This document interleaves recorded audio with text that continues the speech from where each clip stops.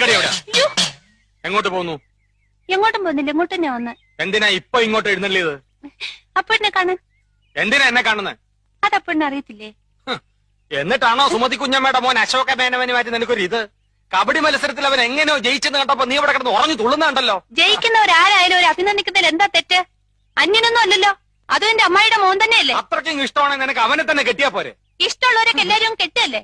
നിങ്ങൾ നേരെ നോക്കിയാ കീരിയും പമ്പും പോലാണല്ലോ. നീ എന്താ രമേന്തി അവനെ ദേഷ്യം പിടിപ്പിക്കുന്നേ? തോക്കുമ്പോഴും ദേഷ്യപ്പെടുമ്പോഴും അപ്പൂട്ടന്റെ മുഖം കാണാൻ നല്ല ചേല അമ്മായി. അശോകന്റെ തോറ്റ മോത്തിന്റെ ശൈലി നീ കണ്ടിട്ടുണ്ടോ? അതിന് അപ്പൂട്ടന്റെ ഒരു അവസരം തരുന്നില്ലല്ലോ. എന്നാ കാവിലെ പാട്ട് മത്സരത്തിന് നീ വാ, അവന്റെ തോറ്റ മോന്തയുടെ ക്ലോസപ്പ് കാണാം.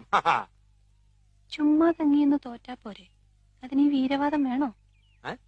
ചുമ്മാ തങ്ങിയെന്ന് തോറ്റാ പോരേന്ന്. നീ അവനെ അങ്ങനെ അങ്ങ് മോശക്കാരനാക്കാൻ പറ്റും വേണ്ട. മനസ്സിലെത്തി പാടാമെങ്കിൽ പുഷ്പം പോലെ ജയിക്കാവുന്നതേ ഉള്ളൂ, അല്ലേ മോനെ?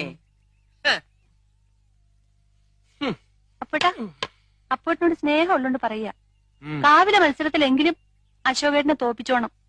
അതിലും തോറ്റിട്ട് അടുത്ത മത്സരത്തിൽ എടുത്തോളാന്ന് പറയാൻ ഈ വർഷം വേറെ മത്സരങ്ങളൊന്നും ഇല്ല. അടുത്ത വർഷം ഉണ്ടല്ലോ.